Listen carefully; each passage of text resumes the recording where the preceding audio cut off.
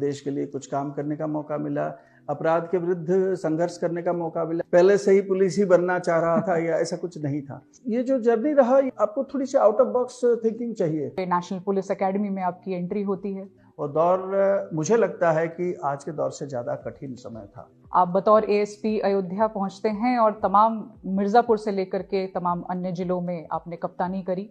तो कम से कम 6-7 साल से अधिक समय उत्तर प्रदेश में नक्सलिज्म के क्षेत्र में, उनके उग्रवाद के विरुद्ध में, वाम उग्रवाद के विरुद्ध में हम लोगों ने कार्य किया। ह्यूमन राइट्स पर आपका लेख, आपका शोध अद्वितीय रहा है। गोविंद बल्लभ पंत अवार्ड से नवाजा भी गया है सर। कोई आदमी अगर मिस हो जाता है तो 5 साल तक अगर भी नहीं मिला है, तब भी उसका इमेज को एक्सट्रापोलेट करते हैं कि 5 साल बाद वो कैसे दिख सकता है। कुंभ 2019 में आपने नेतृत्व प्रदान किया, वहां की सारी व्यवस्थाएं देखी। अगर श्री एसएन साबत पुलिस अधिकारी ना होते तो वो क्या होते?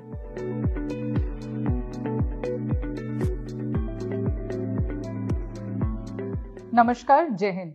उत्तर प्रदेश पुलिस की podcast series beyond the batch में आपका स्वागत है।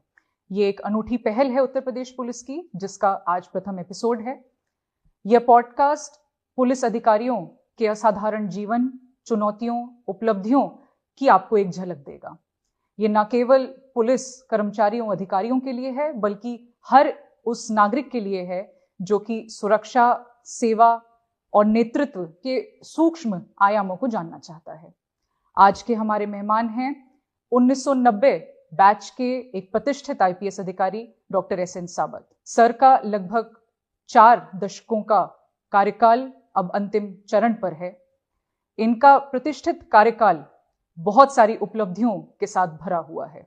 इन बहुआयामी उपलब्धियों में शामिल है उग्रवाद विरोधी अभियान, कौशल विकास की इनकी तमाम परियोजनाएं, मेगा इवेंट मैनेजमेंट और साथ ही साथ साहित्यिक उपलब्धियां। इन सभी के लिए इनको तमाम राष्ट्रीय व अंतर्राष्ट्रीय पुरस्कारों से नवाजा गया है। ज्यादा समय ना लेते हुए आइए आज हम डुबकी लगाएं इस ज्ञानवर्धक संवाद में और जानें कि बैच से परे क्या है। आपका स्वागत है इस पॉडकास्ट सीरीज में। धन्यवाद। अपना बहुमूल्य समय देने के लिए सर आपका धन्यवाद। आपको भी और पूरे उत्तर प्रदेश पुलिस को, जिसने ये पॉडकास्ट पे मुझे मौका दिया है। धन्यवाद सर। सर, आपका एक प्रेरणादायी करियर रहा है, 4 दशकों का लगभग। आपके आज सर क्या रिफ्लेक्शंस हैं, आपकी क्या भावनाएं हैं उत्तर प्रदेश पुलिस को लेकर के आज? देखिए रवीना, मैं थोड़ा और क्लियर कर दूं। मैं 1990 बैच का आईपीएस ऑफिसर हूं, तो आप लगभग 3.5 दशक आप कह सकते हैं। तो इस 3.5 दशक में मुझे उत्तर प्रदेश पुलिस के विभिन्न स्थान पर कार्य करने का मौका मिला। उत्तर प्रदेश पुलिस के बाहर भी कुछ मौका मिला। एक अखिल भारतीय सेवा के होने के नाते अन्य स्टेट में भी काम करने के लिए, और एक स्टिंट यूनाइटेड नेशंस में भी काम करने का मौका मिला है। मैं सभी को पहले बधाई देता हूँ, धन्यवाद देता हूँ कि मुझे इन्होंने मौका दिया, और ये परमात्मा का आशीर्वाद है कि जिसके चलते हम ये कर पाए। रही बात, आप पूछ रहे हैं कि किस प्रकार मैं इसको देखूं, मेरे नज़रिया क्या है, तो निश्चित रूप से एक बहुत ही सेटिस्फाइंग मेरे लिए रहा पर्सनली कि ये जो उत्तर प्रदेश के वर्तमान तो लगभग 24 करोड़ से अधिक जनता है, और उस समय थोड़ा कम रहे होंगे निश्चित रूप से, तो उन सबसे जुड़ने का मौका मिला और देश के लिए कुछ काम करने का मौका मिला, अपराध के विरुद्ध संघर्ष करने का मौका मिला, जनता के साथ जुड़कर बहुत सारे काम करने का मौका मिला, कुंभ मेला जैसे, अयोध्या जैसे बड़े बड़े इवेंट में सहभागिता करने का मौका मिला, और विश्व शांति के लिए कुछ प्रयास करने का मौका मिला। तो ये निश्चित रूप से बहुत ही अच्छा था। ये मैं नहीं कहता हूँ, एक मेरा कैंडिड स्वीकारोक्ति है कि मैं पहले से ही पुलिस ही बनना चाह रहा था या ऐसा कुछ नहीं था। ये स्टूडेंट करियर के बाद हमने, जैसे सबने सोचा है कि हाँ सिविल सर्विस अपियर करना चाहिए, और हम लोगों के समय तो कम से कम इतने अन्य एवेन्यू के बारे में हम ज़्यादा नहीं सोचते थे। हाँ, उसकी तैयारी तो बचपन से ही हमारी रही कि सिविल सर्विस आना है, प्रयास करना है और अच्छा करना है, तो उसके लिए हमने प्रयास किया। और उसमें जो है जब सिविल सर्विस के बाद निश्चित रूप से हमने चाहा कि हाँ मैं स्वयं इस पे आना चाहता हूँ, भारतीय पुलिस सेवा में आना चाहता हूँ, तब मैं भारतीय पुलिस सेवा में आया। तो निश्चित रूप से ये चुना हुआ करियर है, ये भी कोई बाय डिफॉल्ट तो नहीं है। लेकिन ये नहीं है कि बचपन से मैं चाहता था ही कोई पुलिस अफसर, ऐसा नहीं था। लेकिन कार्य करने के बाद मुझे ये महसूस हुआ कि वो जीवन का बड़ा पार्ट अभी बिताया जितना इससे पहले बिताया था। पहला 25 साल जो था, उसके बाद 35 साल ये बिताया है, तो ये बड़ा पार्ट रहा पूरा अपना कार्य जीवन का। तो इसमें निश्चित रूप से मुझे काफी संतुष्टि हुई। सर बचपन की आपने बात करी सर, आपका बचपन जो है उड़ीसा में बीता है सर, कोरापुट जैसे जिले में से आप आते हैं जी। ये सर एक सांस्कृतिक और प्राकृतिक विविधताओं का क्षेत्र है, बड़ी सारी कठिनाइयों से लोग गुजरते हैं वहां रहने वाले। आपके पिता भी सर प्रशासनिक अधिकारी रहे हैं, ऐसे बचपन से आप आते हैं सर और फिर पुलिस सेवा में पहुंचते हैं, कैसा अनुभव रहा सर? किन चीजों ने आपको प्रेरित किया? आप सही कह रहे हैं कि मैं मुख्यतः उड़ीसा का जिस क्षेत्र से आता हूँ, एक तरफ छत्तीसगढ़ और एक तरफ आंध्र प्रदेश, और पहाड़ी क्षेत्र है और काफ़ी डेंस फॉरेस्ट है, अभी भी है, और बहुत ही डिफ़िकल्ट सिचुएशन में बहुत लोग रहते हैं वहाँ पे, वहाँ के जो स्थानीय लोग। और उस स्थिति से आके अब वैसे आपने जैसे बताया, मुझे उड़ीसा में विभिन्न स्थान में रहने का मौका मिला। मेरे स्टूडेंट करियर में विभिन्न जगह पे मैं रहा हूँ, पढ़ा हूँ। तो ये जो जर्नी रहा, ये निश्चित रूप से आपको थोड़ी सी आउट ऑफ बॉक्स थिंकिंग चाहिए। अगर आप में एम्बिशन ना हो कि मैं कुछ करूँगा या मैं कोशिश करूँगा या मेरे से कैसे हो पाएगा, अगर इस प्रकार अगर आपका किसी का भी हो जाए, तो कोई भी स्टूडेंट हो या हमारा कोई भी, आप आज भी देख रहे हैं कि हमारे सिविल सर्विस में कहे या अन्य विभिन्न क्षेत्र में कहे, चाहे IIT में कहे, मैनेजमेंट में कहे, बहुत ही रिमोट एरिया से बहुत लोग आते हैं और बहुत अच्छा करते हैं जीवन में। तो ऐसा कुछ नहीं। और अभी तो ये दौर है जिसमें कम्युनिकेशन और नॉलेज का तो असीमित भंडार है, और आपके बटन प्रेस करने पर आपके पास नॉलेज है। शायद उस प्रकार की स्थिति उस समय नहीं रहा, लेकिन तब भी जब तक अपने मन में एक ये नहीं होगा कि ज्ञान पिपासा नहीं होगा कि या ललक नहीं होगा कि मुझे कुछ करना है, तब आप कुछ कर नहीं पाएंगे। तो मैं यही चाहूँगा कि हमारे जितने युवा साथी हैं, वो जो चीज़ करना चाहते हैं उसके लिए दृढ़ निश्चय कर ले कि मुझे ये करना है, डिटरमिन्ड हो जाए और उसके लिए डेडिकेटेड हो जाए, तो निश्चित रूप से वो सक्सेस पाएंगे। सर बिल्कुल ठीक कहा सर आपने। सर आपका कोरापुट से जीवन शुरू होता है, फिर सर तमाम चुनौतियों का सामना करते हुए आप पहुंचते हैं हैदराबाद, वहाँ पे नेशनल पुलिस एकेडमी में आपकी एंट्री होती है। सर वहाँ के कुछ अनुभव आपसे जानना चाहेंगे। आप स्वयं भी IPS ट्रेनिंग मेरे बहुत बाद रहे हैं, तो आपको भी नॉलेज है। और NPA का जो समय होता है, ये हमको एक स्टूडेंट कैरियर से लेकर एक सर्विस ऑफिसर के रूप में ट्रांसफॉर्म करता है। हमको कुछ नहीं पता होता है किसी चीज़ के बारे में, विशेष करके जो पुलिसिंग के बारे में, व्हेन वी जॉइन NPA। लेकिन वहाँ पे रहने के बाद इतना सिस्टमैटिकली हम लोगों को सिखाया जाता है, इतने सारे एक्सपोजर दिया जाता है। जैसे कि हम लोगों के समय जो ट्रेनिंग होती थी, फिजिकल और इंडोर ट्रेनिंग होती थी, उसके बाद भी हम लोगों को तत्कालीन समय में पंजाब उग्रवाद से ग्रसित था, तो हमारा ट्रेनिंग वहाँ पंजाब में भेजा जाता था। हम लोग पंजाब में 15 दिन रहते थे। कहीं हम लोग NSG में जाके NSG में विभिन्न चीज़ों के बारे में शिक्षा ग्रहण करते थे, BSF के साथ शिक्षा ग्रहण करते थे, CRPF के साथ करते थे। तो और उसके बाद अपने अपने कैडर में जाके वहाँ पर हम लोग व्यवहारिक प्रशिक्षण करते थे। तो मोटा मोटी जिस समय जो चैलेंजेस है, उसी के हिसाब से NPA ने अपने आप को गियर अप करता है और उसी प्रकार ट्रेनिंग देता है। तो निश्चित रूप से वो ट्रेनिंग तो इतना ही महत्वपूर्ण था कि हमको एक सर्विस के ऑफिसर के रूप में उसने रूपांतरित किया। और क्योंकि पहले तो हम लोगों को कोई प्रोफेशनलिज्म पता नहीं था, और मैं निश्चित रूप से वो दिन नहीं भूल पाऊंगा। और उसके बाद भी जब जब मौका मिला, NPA में मैं गया और विभिन्न रिफ्रेशर कोर्स में गया, NPA में लेक्चर देने के लिए गया, या और it is always a pleasure to be in NPA, और जाके वहाँ पे अपना कुछ मोमेंट शेयर करने का। सर हैदराबाद के बाद सर आप आते हैं उत्तर प्रदेश में, आपकी एंट्री होती है, आप बतौर ASP अयोध्या पहुंचते हैं और तमाम मिर्ज़ापुर से लेकर के तमाम अन्य जिलों में आपने कप्तानी करी, विभिन्न पदों को संभाला, नेतृत्व प्रदान किया।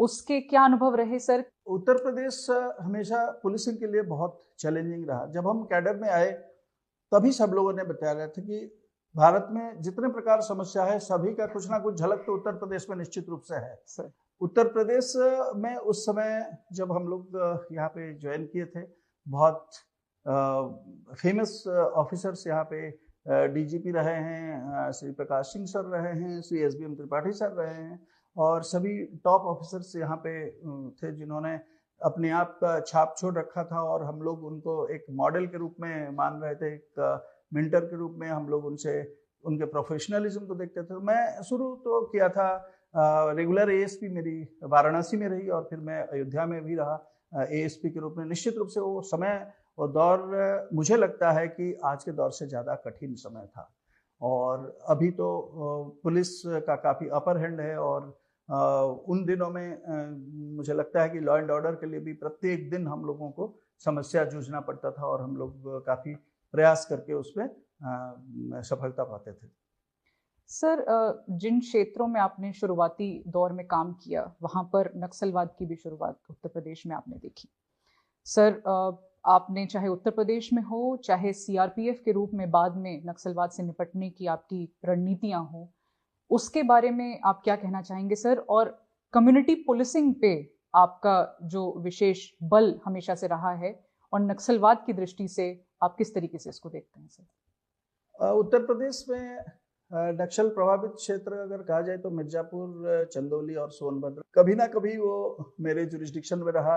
एसपी मिर्जापुर के तौर पे रहा, और बनारस के साथ क्योंकि चंदौली जुड़ा था, तो चंदौली का जो नक्सलिज्म भी देखा मैंने, डीआईजी मिर्जापुर के रूप में देखा मैंने, डीआईजी बनारस के रूप में भी देखा।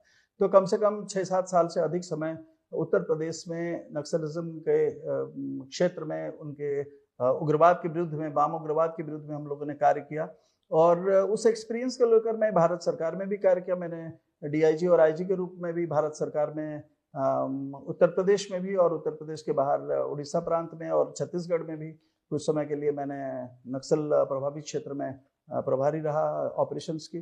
तो ये शुरुआत में निश्चित रूप से वहाँ पे फोर्स की कमी के कारण और टेरेन की जानकारी ना होने के कारण, भौगोलिक परिस्थिति का पता नहीं था, वहाँ का सोशल डायनामिक्स के बारे में जानकारी नहीं थी, और वो स्थिति अपर हैंड पुलिस की नहीं रही या सीपीओस की नहीं रही। लेकिन धीरे धीरे ये स्थिति आई कि हमारा अपर हैंड उसमें रहा, और साथ साथ जो स्थानीय लोगों का विश्वास अर्जन करने के लिए समय समय पर सरकार द्वारा जो व्यवस्थाएं की गई, जो स्किल डेवलपमेंट के प्रोग्राम्स कराया गया, उसको हम लोग बड़े पैमाने में कराए, उसमें सहभागिता कराए सेंट्रल पुलिस फोर्सेस का, स्टेट पुलिस फोर्सेस का, जिसके वजह से वहाँ पे कम्युनिटी में अच्छा मैसेज गया, और वो धीरे धीरे हम लोगों के फेवर में होने लगे, और स्थानीय विश्वास जब हम लोग जीत गए तो निश्चित रूप से, और उसके साथ साथ better training, better gadgets, better weaponry और टेक्नोलॉजी इन्फ्यूजन, उसके साथ साथ ये उग्रवाद, वाम उग्रवाद पर काफ़ी कंट्रोल आ गया है, और पूरे भारत में आज डिस्ट्रिक्ट डी नोटिफाई हो गए हैं काफ़ी संख्या में। इन दिनों में अगर देखा जाए, इसमें काफ़ी संख्या में डिस्ट्रिक्ट्स को नक्सल प्रभावित से डी नोटिफाई कर दिया गया, जिसमें एसआर स्कीम तक हटा दिया गया। इसका अर्थ ये है कि इसके विरुद्ध काफ़ी हद तक सक्सेस मिल चुका है, और ये शीघ्र जो है बाकी क्षेत्र में भी मिल जाना चाहिए। सर, आपका जो कार्यकाल रहा उसमें कौशल विकास पर आपने बहुत फोकस किया। कम्युनिटी पुलिसिंग का एक बहुत ही महत्वपूर्ण अंग के रूप में इसे देखा जा सकता है।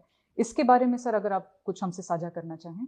जब हम रिमोट एरियाज में और ऐसे क्षेत्र में, आदिवासी बहुल क्षेत्र है या पर्वतीय क्षेत्र है, उस क्षेत्र में कार्य करने का मौका मिला, जहाँ पे एक्सेस टू एजुकेशन लोगों के लिए बहुत कम था, और जो general level of education society में काफ़ी कम रही, उस समय हमने देखा कि ये जो स्थानीय यूथ है, जो युवा है, वो शीघ्र प्रभावित हो रहे हैं ये नक्सलवाद द्वारा, क्योंकि उनको लगता है कि ये जो नक्सलवाद की जो थ्योरी है उसके बल पर उनको जो है जीवन में सफलता मिलेगी, और वो बेसिकली मिसगाइडेड थे। तो उनको हम लोगों ने सोचा कि उनको कोई एक रास्ता दिखाया जाए, अपना जीवन यापन कैसे कर सकते हैं, अच्छा जीविकार्जन कैसे कर सकते हैं, उसके लिए उनको रास्ता दिखाना आवश्यक था। तो जिस क्षेत्र में मैं बात कर रहा हूँ, उस क्षेत्र में जो चाहे विशेष करके रिमोट एरियाज ऑफ छत्तीसगढ़ या उड़ीसा, उसमें अन्य किसी प्रकार विशेष सुविधाएं नहीं थी ट्रेनिंग वगैरह के लिए। तो हम लोगों ने वहाँ पे प्रशिक्षण शुरू कराया, प्रशिक्षण स्थानीय युवाओं को लेकर विभिन्न ट्रेड्स पे कराया। एक तो कुछ लोगों को प्रॉपरली ट्रेनिंग कराया जिससे वो सुरक्षा गार्ड की कार्य कर सकते, और उसमें लड़के भी रहे, और अलग अलग बैचेस में हम लोगों ने महिलाओं का भी ट्रेनिंग कराया। उसके साथ साथ विभिन्न अन्य स्किल डेवलपमेंट, जैसे मान लीजिए इलेक्ट्रिशियन बनने का कार्य, प्लम्बिंग का कार्य कराना, कंप्यूटर जो थोड़ा अधिक पढ़े लिखे थे उनके लिए कुछ कंप्यूटर के कोर्सेज करके उनको टाइपिंग वगैरह सिखाना, कुछ लोगों को ड्राइवरी कोर्सेज कराना, और कुछ लोगों को मैशनरी ट्रेनिंग कराया किसी इंजीनियरिंग कॉलेज से मदद लेकर। तो इस प्रकार हम लोगों ने एक साल में, मुझे याद है कि उसमें हमने लगभग 1800 लोगों को 1800 यूथ को ट्रेनिंग कराया, जिसमें से लगभग 90% लोग अपना या तो वो कहीं ना कहीं अच्छे जॉब भी पा गए। उसके साथ साथ हमने उनको सॉफ्ट स्किल भी ट्रेनिंग कराया, किस प्रकार अच्छे ढंग से वो हिंदी भी बोल सकते हैं ताकि भारत के किसी स्थान पर जाकर कार्य कर सकते हैं, थोड़ी बहुत अंग्रेजी भी समझ सकते हैं, ये भी सब ट्रेनिंग कराया। ये बहुत ही सक्सेसफुल रहा ये जो एक्सपेरिमेंट हमने किया था, और उन क्षेत्र में, उन एरियाज पे हम लोगों को काफ़ी सराहना की गई जो एक्शन हम लोगों ने कराया था। सर, जो आपने ये साझा किया कि 1800 व्यक्तियों को, बच्चों को, युवाओं को कौशल विकास की दिशा में लगाया गया, उनको फिर जॉब्स में मिली अंततः जाकर के, ये समाज के उत्थान के लिए तो सर आपका एक अद्वितीय योगदान है। साथ ही साथ सर ह्यूमन इंटेलिजेंस पर्सपेक्टिव से भी अगर देखें तो वही लोग जब इतना भरोसा करेंगे पुलिस के ऊपर, तो वो जुड़ना चाहेंगे। फ्लो ऑफ इंफॉर्मेशन आ जाता है उसमें। एक चीज और, it is not only Naxalism, ये ह्यूमन ट्रैफिकिंग भी होता है, विशेष करके जो गर्ल्स का किसी रिमोट क्षेत्र में होता था, उसमें भी काफी कमी आई। ये सब जब हम लोगों ने एक्शन लिया उसके बाद। सर, नक्सल प्रभावित क्षेत्रों में जैसा आपका अनुभव रहा, वहाँ पे शांति व्यवस्था कायम करने के लिए जो तमाम आपके द्वारा इनिशिएटिव्स लिए गए, इसके साथ ही अगर हम देखें तो सर एक इंटरनेशनल लेवल पर भी शांति का संदेश लेकर के आप यूएन पीस कीपिंग मिशन का भी हिस्सा बने।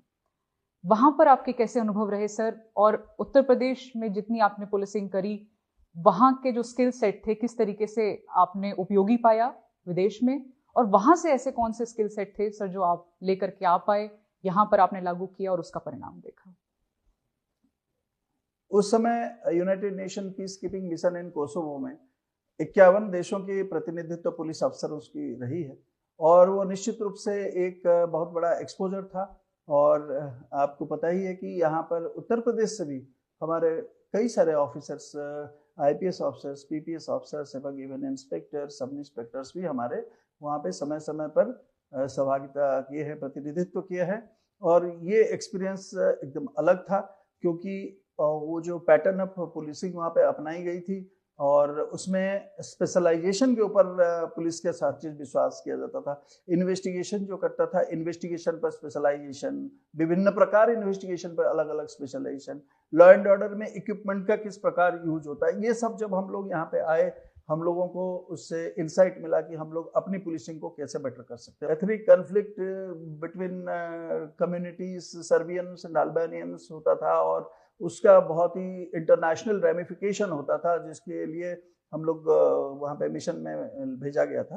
तो ये जो हम लोगों ने यहाँ का पुलिसिंग का जो तत्व लेके वहाँ पे गए, वो वहाँ के लिए बहुत ही इफेक्टिव था, और लोग हम लोगों को काफी सराहना भी करते थे। सर, आपके यूएन मिशन के दौरान आपने तमाम देशों की यात्रा करी, इसके अतिरिक्त सर व्यक्तिगत रूप से भी आप व्यापक रूप से घूमे हुए हैं, तमाम देशों का आपने दौरा किया है। वहाँ की सोसाइटी के साथ आपका इंटरेक्शन, आपने अलग अलग अनुभव आपके रहे हैं, उसका आपकी पुलिसिंग पर क्या प्रभाव पड़ा, आपके व्यक्तिगत जीवन पर क्या प्रभाव पड़ा?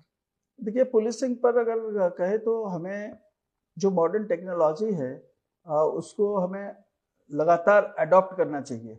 ये सिर्फ नहीं कि वहाँ पे ही यूज होता है, वहाँ निश्चित रूप से कई सारे देशों में बहुत ही डेवलप्ड है। हम MCTP प्रोग्राम में USA में भी गए थे, वहाँ पे जैसे मिसिंग पर्सन स्क्वाड है अमेरिका में, वो एक्सट्रापोलेशन करता है कि कोई आदमी अगर मिस हो जाता है तो 5 साल तक अगर भी नहीं मिला है, तब भी उसका इमेज को एक्सट्रापोलेट करते हैं कि 5 साल बाद वो कैसे दिख सकता है, और उसी को वो ढूंढते हैं, ना कि 5 साल पहले का पिक्चर के साथ उसको ढूंढते हैं। तो ये एक अनोखा चीज हम लोगों के लिए था। और उसको करने के लिए वो कंप्यूटराइज्ड मॉडल्स को लेते हैं कि उसका फादर, मदर, ब्रदर, सिस्टर सबका फोटोग्राफ लेकर उसी से क्या क्या possible changes of a person वो करते हैं। तो इस प्रकार अगर छोटी छोटी बहुत सारी चीज में डेवलप किया जा सकता है। हमारे यहाँ भी इस समय आप जानते हैं हम लोगों ने भी काफी टेक्नोलॉजी को अडॉप्ट किया है, उत्तर प्रदेश पुलिस ने भी अडॉप्ट किया है।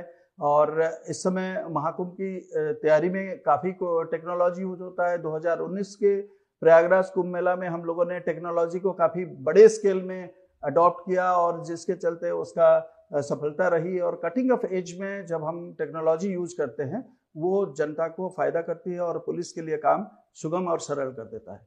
सर, आपने कुंभ की बात करी। महाकुंभ 2025 का लोग बेसब्री से इंतजार कर रहे हैं। कुंभ 2019 में आपने नेतृत्व प्रदान किया, वहां की सारी व्यवस्थाएं देखी। हम आतुर हैं जानने के लिए कि किस तरीके की तैयारियां चल रही हैं महाकुंभ के लिए, क्या क्या योजनाएं हैं जो धरातल पर उतारी जा रही हैं, और आपका भी इसमें किस रूप में योगदान अभी तक रहा है सर? महाकुंभ में मुझे मौका मिला था प्रशिक्षण में, पुलिस के प्रशिक्षण में जाने के लिए, या समय समय पर ऑनलाइन में जो रिव्यूज होता है मैं उसमें सहभागिता किया हूँ। बहुत अच्छी तैयारी चल रही है, बहुत यहाँ पे काम रहता है, बहुत चुनौतियां पुलिस के लिए रहती है, हर फील्ड में रहती है। सिक्योरिटी के फील्ड में रहती है पुलिस के लिए बहुत बड़ी चुनौती, ट्रैफिक मैनेजमेंट के लिए बहुत बड़ी चुनौती रहती है, सॉफ्ट स्किल के लिए चलती है, बिहेवियर ऑफ पुलिस पर्सनल के लिए रहती है, जो लोगों के लिए, जो यात्री आते हैं उनके लिए सुख सुविधा किस प्रकार थोड़ा हम पहुंचाएं, उनका वेलफेयर कैसे देखें, उसके लिए रहता है। इमरजेंसी नीड्स के लिए रहता है, आपदा प्रबंधन में हम लोगों को क्या तैयारी करनी पड़ती है, बहुत सारे पुलिस के लिए चुनौतियां रहती है। और आई एम श्योर हमारी police it is being geared up कि ये this will rise to the occasion. जैसे कि हर बार उत्तर प्रदेश पुलिस ने समय पर अपना करके दिखाया है। मैं बहुत ही आश्वस्त हूँ कि इस बार भी अच्छे ढंग से इसको संपन्न किया जाएगा। सर, इतने बड़े मेगा इवेंट की हम बात कर रहे हैं। उत्तर प्रदेश की अगर बात करें तो इतनी ज़्यादा आबादी वाला प्रदेश है, कुछ ही ऐसे देश हैं जिसकी जनसंख्या उत्तर प्रदेश से अधिक होगी। ऐसे में आपने बहुत सारे मेगा इवेंट्स को ऑर्गेनाइज किया है सक्सेसफुली। डिफेंस एक्सपो हो, कुंभ हो, आदि आदि तमाम गिनतियां हम कर सकते हैं।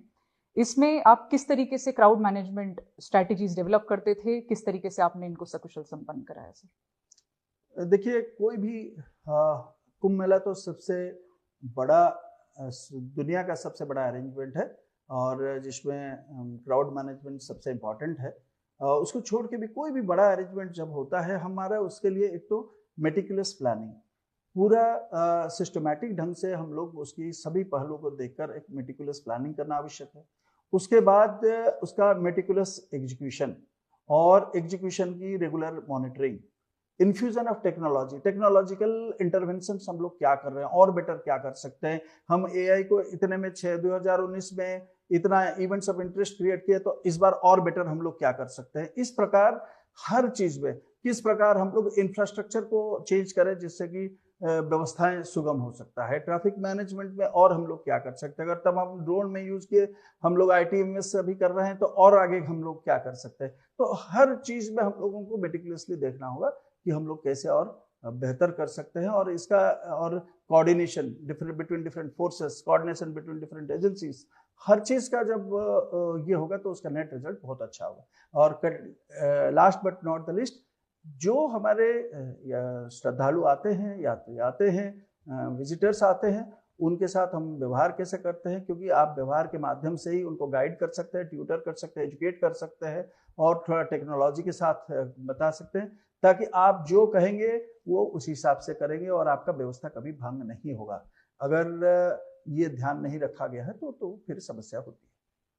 सर, तमाम चीज़ें जो आप बता रहे हैं सर, उसमें एक सिस्टमैटिक और मेटिकुलस अप्रोच जो है वो दिखाई देता है आपके काम करने के तरीके में, जिससे हमें एक एकेडमिशियन की झलक भी आप में दिखाई देती है सर।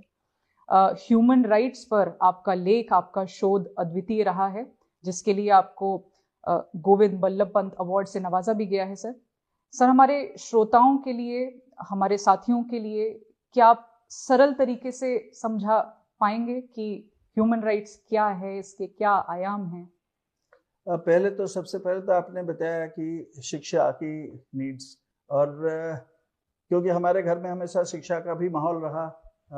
आपको शायद पता है कि हमारी धर्मपत्नी जो है प्रोफेसर सुनीता मिश्र, वो भी इस समय वाइस चांसलर है, पहले प्रोफेसर रहे हैं, और तो निश्चित रूप से घर में पढ़ाई का माहौल तो बना ही रहा। और उसके साथ साथ हमने हमारे जो बेटे हैं सबको पढ़ने के लिए प्रेरित भी किया कि आगे कैसे उसको बेहतर हम लोग कर सकते हैं, क्योंकि लर्निंग का नॉट ओनली पढ़ाई, मतलब मेरा मीनिंग किताबी में सीमित नहीं है, हमें लर्न करना चाहिए लास्ट तक। मुझे याद है जब इंटरनेट नया शुरू हुआ था और 1997-98 में हम लोग नया नया ईमेल सीखे थे, हमारे कुछ रिटायर्ड ऑफिसर्स हमसे बात करते रहते थे और थोड़ी बहुत उस पर डिस्कस करते रहते थे। मुझे बहुत अच्छा लगता था कि उस समय, उसके बाद भी लेट एज में उन्होंने सब सीखना शुरू किया और सब बहुत जल्दी से एक्सपर्ट हो गए थे। तो ये सिर्फ हमारे अफसोस की बात नहीं, हर व्यक्ति के लिए लर्निंग का समय कभी खत्म नहीं होता है। आदमी तो मैं मान के चलता हूँ कि लास्ट तक व्यक्ति को सीखते रहना चाहिए कुछ ना कुछ। जैसे अभी थोड़ी देर पहले आपसे बात हो रही थी, ये जो आप सेटअप लगा रहे हैं, तो उसके बारे में भी बहुत सारे टेक्निकल बात होती है जो हम लोगों को नहीं पता है। तो हम लोग कुछ ना कुछ नया हमेशा सीखते रहते हैं, और सीखने का प्रयास हमको कभी खत्म नहीं करना चाहिए। आईपीएस अफसरों के लिए भी मेरा यही कहना है और ये मानना है कि एक बार सर्विस में आ जाने के बाद इसको कोई मैंडेटरी तो है नहीं कि आपको जो है कुछ और अधिक से अधिक एक्वायर करना है एजुकेशनल नॉलेज और ये, लेकिन इसको करना आवश्यक है। मुझे ये लगता है नॉट ओनली प्रोफेशनल नॉलेज या रिफ्रेशर ट्रेनिंग जो मैंडेटरी होती है, उसको छोड़ के भी खुद अपने इंटरेस्ट से जो अच्छा लगता है उसको अधिक से अधिक लर्न करे, और ताकि वो एक फुल फ्लेश्ड पर्सनैलिटी उसकी डेवलप करेगा। सर, जैसा आपने कहा स्किल अपग्रेडेशन पर आपका हमेशा से जोर रहा है, कुछ ना कुछ नए सीखने की जो तलब है वो कभी समाप्त नहीं हुई है और न कभी होगी। सर, जो यंग आईपीएस ऑफिसर्स हैं और या फिर जो पुलिस में आना चाहते हैं, ऐसा कौन सा एक स्किल है अगर आपको बताना हो, या ऐसा कोई एक आयाम जिस पर उनको काम करना चाहिए सफल होने के लिए? अब शुरू में मैंने बताया, देखिए अगर व्यक्ति अपना चॉइस का फील्ड को चुन ले और जिसमें उसको पसंद है उसी फील्ड में अगर वो अधिक से अधिक नॉलेज एक्वायर करे तो वो जीवन में सक्सेस करेगा। लेकिन एक बात ध्यान रखना है कि किसी भी फील्ड को चुने तो उसमें एक्सेल करने के लिए, उत्कर्षता के लिए प्रयास करना आवश्यक है, तभी वो करेगा। चाहे वो सिविल सर्विस आना चाहे, चाहे वो टेक्नोलॉजी में जाना चाहे, चाहे वो म्यूजिक फील्ड में जाना चाहे, या चाहे खेल में जाना चाहे, किसी भी field, all fields are equally good, लेकिन उसमें उसको एक्सेल करना अत्यंत आवश्यक है, तभी वो जीवन में सक्सेसफुल हो पाएगा। और secondly, as a human being आपको नहीं भूलना चाहिए कि आपका जो ह्यूमन एटीट्यूड है वो कभी आपको खोना नहीं चाहिए। वही मानवाधिकार है, आप मानवाधिकार की बात कर रहे थे, जो मेरी शोध है भारतीय संस्कृति में मानवाधिकार के बारे में। उसमें बेसिक थ्रस्ट यही है, जैसे कहा जाता है कि 1215 एडी में ही मानवाधिकार का प्रारंभ हुआ है विश्व में मैग्ना कार्टा के साथ, लेकिन ऐसा नहीं है। मैं अपने शोध में ये दिखाना चाहता था कि भारतीय संस्कृति में मानवाधिकार सदियों से है और उसमें एक कर्तव्य के रूप से उसको अवधारित किया गया है, दूसरे पक्ष का कर्तव्य के रूप में अवधारित किया गया है। अभी हम लोग इसको अधिकार के रूप में ट्रीट करते हैं, पहले उसका अपोजिट साइड का कर्तव्य के रूप में अवधारित था। तो यही उसमें फर्क है, ये समझने की बात है। सर, आपको जैसा आपने बताया सर, पढ़ने लिखने का शौक है। जो लोग लिखने का शौक रखते हैं वो पढ़ने का शौक भी रखते हैं। ऐसी कौन सी किताबें हैं सर जो आप सजेस्ट करना चाहेंगे फॉर ऑल आवर लिसनर्स? अभी तो ऐसे बहुत स्पेसिफिक नहीं, मैंने कहा ना जिस फील्ड में जिसकी पसंद है उसी फील्ड से ही पढ़े, उसी फील्ड में चुने। आजकल तो बटन प्रेस में आपके पास नॉलेज का भंडार है। बिना मेरे बेटा ने बताया था, वो इंजीनियरिंग करने के समय कि उसका एक दोस्त था, बहुत अच्छा पढ़ता था, वो कोई किताब नहीं पढ़ता था, वो सिर्फ गूगल से पढ़ता था और वो इतना अच्छा करता था, उसका आउटस्टैंडिंग परफॉर्मेंस था, वो बताया था। तो ये भी एक लर्निंग था मुझे कि ऐसा भी हो सकता है कि कोई बुक्स पर्टिकुलरली नहीं पढ़ता था लेकिन पढ़ाई खूब करता था। तो ऐसा कोई स्पेसिफिक मैं नहीं बताना चाहूंगा। There are so many good books, जिसका अपने इंटरेस्ट के हिसाब से पढ़े, अपना चाहे, लेकिन सभी व्यक्तियों को भारत के संस्कृति, भारत के सभ्यता, भारत के जो रिच कल्चर, इसके बारे में सबको जानना चाहिए। सर, आप एक अच्छे पुलिस अधिकारी होने के साथ साथ एक धार्मिक व्यक्ति भी हैं। एक पहलू ये भी है आपका। कैसे सर पुलिस के जो आपके पुलिसिंग के जो अनुभव रहे हैं उसने आपको आध्यात्म की ओर भेजा, प्रेरित किया उस तरफ जाने के लिए, और कैसे आध्यात्म से सीखी हुई चीजें आपने पुलिसिंग में अप्लाई करने का प्रयास किया? अरे हमारे अगर वैसे कहें तो आप प्राचीन काल से जितना हमारे संस्कृति वर्षे से सभी में तो पुलिसिंग झलकता है। विनाशाय चतुष्टयम् कैसे आया शब्द, वहां से वसुधैव कुटुंबकम कैसे आया, ये भी ह्यूमन राइट्स का ही पार्ट है। तो ऐसे हम लोग प्रयास करते रहते हैं कि कर्मण्येवाधिकारस्ते मा फलेषु कदाचन कैसे आया। ये सब शब्द तो हमारे लिए एक एक आइडियल है। लेकिन आपको मैं ये भी बता दूं कि उत्तर प्रदेश पुलिस में आने के बाद मैंने महसूस किया है हमारे फोर्स के 90% लोग अत्यंत धार्मिक है। वो अपने अपने विचारधारा, अपने फेथ के हिसाब से वो अपना ये करते हैं, और उनको यही है कि परमात्मा का कुछ एक सत्ता है जो हम लोगों को सही रास्ते में गाइड करता रहता है, और इसीलिए गलत काम नहीं करेंगे, गलत काल की तरफ नहीं जाएंगे। तो ये प्रोफेशनली हमारे लिए बहुत अच्छा होगा, और पब्लिक में भी इसकी बड़ी सराहना की जाती है। तो ये तो एक पर्सनल अनुभव है मेरा। व्यक्ति का धार्मिक होना, उसकी निजी होना या ना होना, उसका निजी चॉइस है। लेकिन मुझे जो महसूस किया है मैंने यहाँ पर फोर्स में, वही मैं आपको बता रहा हूँ। सर सक्सेस हमेशा नहीं होती सर। जीवन में कई सारे चुनौतियां आपने देखी, कई फेलियर्स भी हुए होंगे। ऐसे समय में, ऐसी कठिन परिस्थितियों में आपने अपनी प्रेरणा का स्रोत कहाँ पाया? अब देखिए, एक तो जैसे आपने कहा कि आप अगर भगवत विश्वासी है, लगता है कि हाँ, जिस प्रकार एक तूफान कभी आता है और चला जाता है, हमेशा कोई तूफान नहीं बना रहता है, तो आएगा चला भी जाएगा। आपको धीरज रखना है, धैर्य रखना है उस समय के लिए। और उसके साथ साथ अगर आपके फैमिली आपके सपोर्ट में है, आपके फ्रेंड्स आपके सपोर्ट में है, और अगर इन ए प्रोफेशनल वर्ल्ड अगर आपका प्रोफेशनल कोलीग्स आपके सपोर्ट में है, तो निश्चित रूप से आप उसको ओवरकम कर जाएंगे। सर, इसके बाद की आपकी क्या योजना है? अब वो समय बताएगा, और कि कुछ ना कुछ प्रोडक्टिव कार्य जरूर करेंगे। सर एक चीज जानने के लिए की बहुत इच्छा है मेरी। अगर श्री एस.एन. साबत पुलिस अधिकारी ना होते तो वो क्या होते? मैं यूजीसी रिसर्च फेलो था। मैं कर रहा था बायो इलेक्ट्रोमैग्नेटिक्स में, मेरी पीएचडी हो रही थी, तो मैं उसी फील्ड में रहता और एनवायरमेंटल साइंटिस्ट बनता। साक्षात्कार समाप्ति की ओर है। हम इस संवाद को यहीं पे विराम देना चाहेंगे। आपके समय के लिए हम बहुत आभारी हैं सर। एक रोचक बात और सर आपके बारे में हमें जानने के लिए मिली कि आपने फ्रेंच भाषा में एडवांस डिप्लोमा भी किया हुआ है। तो सर कुछ शब्द फ्लू, ए एन वो, और भी बहुत कुछ है आगे। Thank you so much sir. हार्दिक शुभकामनाएं हमारे पूरे परिवार की ओर से सर। बहुत धन्यवाद आपको, मुझे आपने मौका दिया। और रवीना, आपने बहुत सारे प्रश्न पूछा और मुझे नहीं पता कि मैं किस प्रकार उसका आंसर दिया, लेकिन मुझे लगता है कि कुछ लोग इससे प्रेरित होंगे और उनको अच्छा लगेगा। मुझे मौका देने के लिए उत्तर प्रदेश पुलिस और के डीजीपी, उनके पूरे टीम और रवीना, सबको बहुत बहुत धन्यवाद। धन्यवाद। इस पॉडकास्ट को पूरा देखने के लिए आप उत्तर प्रदेश पुलिस के यूट्यूब चैनल पर जा सकते हैं, और ऐसे तमाम एपिसोड्स जो भविष्य में आएंगे उनको देखने के लिए आप चैनल को सब्सक्राइब करिए। आप अपने विचार हमसे कमेंट बॉक्स पर साझा कर सकते हैं। धन्यवाद।